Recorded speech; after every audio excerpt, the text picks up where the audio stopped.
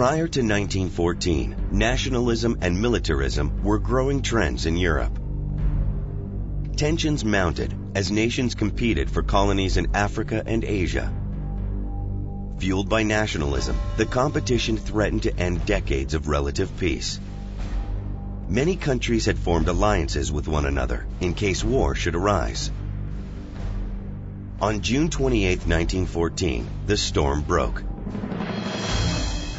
Archduke Francis Ferdinand, heir to the throne of Austria-Hungary, and his wife were assassinated while visiting nearby Serbia. After the Archduke's assassination, Austria-Hungary declared war on Serbia. Other nations quickly came to the aid of their allies. As a result, Europe's main powers were aligned into two camps. Germany, Austria-Hungary, and the Ottoman Empire made up the Central Powers.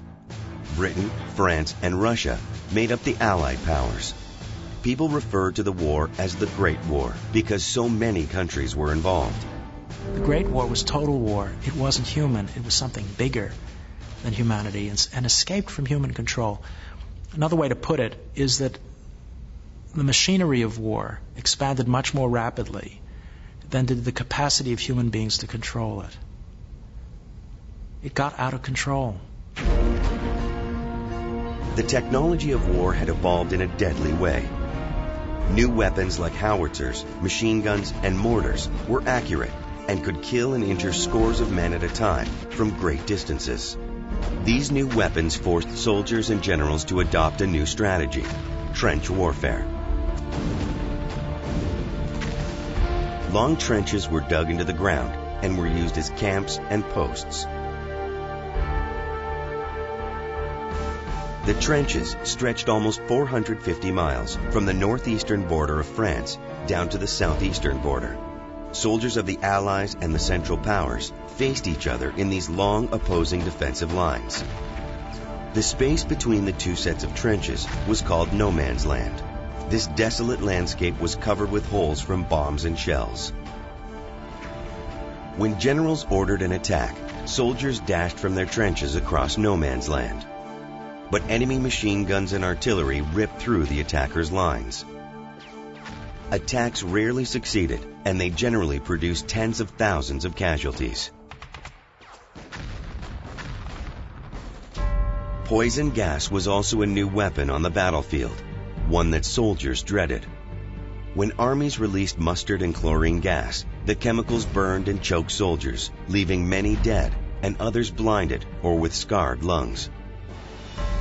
If the wind shifted, these terrible weapons could even hurt soldiers of the army that had used them. Eventually, soldiers on the front lines wore gas masks for protection. Trench warfare became a stalemate. Neither side could dislodge the enemy from its trenches. Then the Allies developed a new weapon: tanks. Tanks were armored vehicles with tracks that allowed them to move over broken ground and even barbed wire. They could be used to cross no man's land, forcing men out of trenches. Tanks packed a punch, but they did have flaws. They only moved about 4 miles an hour, so there was little surprise. Many got stuck in mud. Others broke down and became unable to move. Eventually, spare tanks were kept close to the front lines and used only to deliver spare parts to other tanks. Other new weapons added to the destructiveness of World War I. This was the first war to use airplanes. Planes were used for bombing, photography, and attacking enemy lines. Sometimes, planes fought each other in spectacular battles called dogfights. While the fighting raged in Europe, President Woodrow Wilson attempted to keep the United States neutral. Wilson tried maintaining commerce with countries on both sides, but British blockades stopped ships headed to the Central Powers. Germany countered the British blockade with yet another new weapon. The Germans employed U-boats, or submarines, that could cruise beneath the surface of the water and launch surprise attacks on ships. This was the first time that submarines were used in great numbers and with such great ferocity. By the end of the war, U-boats had been responsible for sinking 5,000 ships. U-boats attacked any ship thought to be aiding the war effort. On May 7, 1915, a U-boat sunk the British passenger liner Lusitania off the Irish coast. Military supplies were on board, but so were 124 Americans, all of whom lost their lives. Americans were outraged by the attack. Fearing American entry into the war, Germany halted the U-boat attacks. Then in 1917, 2 German actions changed the mind of President Wilson and most Americans. The first was a telegram sent by Arthur Zimmermann, Germany's foreign minister, to the Mexican government. In it, the Germans asked Mexico to attack the United States. In return, Germany promised that Mexico would get back land it had lost in the Mexican-American War. After the British intercepted the telegram, the note was made public, angering many Americans. The second action came when Germany resumed unrestricted submarine warfare. Once again, American merchant ships were at risk for being sunk at sea. Wilson had seen enough. On April 2, 1917, he asked Congress for a declaration of war. Congress quickly agreed. The country jumped into war mode. World War I was a new kind of war, total war. The military was built up, and factories were switched from making consumer goods to producing weapons and other goods needed for the war effort. The Allies were relieved when the first American forces arrived in France in the spring of 1917. The war had been raging for 3 years. Allied soldiers were tired, and their morale was slipping.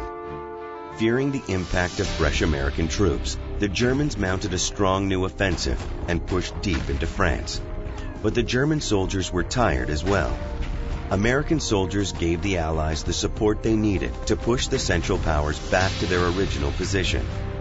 Allied efforts took their toll on the Central Powers. On November 11, 1918, German officials surrendered to the Allies.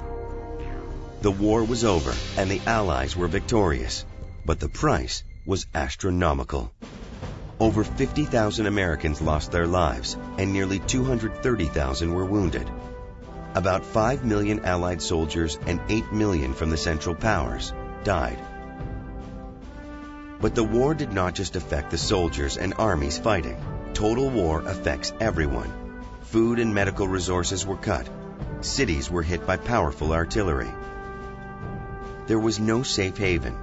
An estimated 6.5 million civilians were victims of this brutal war. This terrible destruction left scars on the people of Europe and the United States.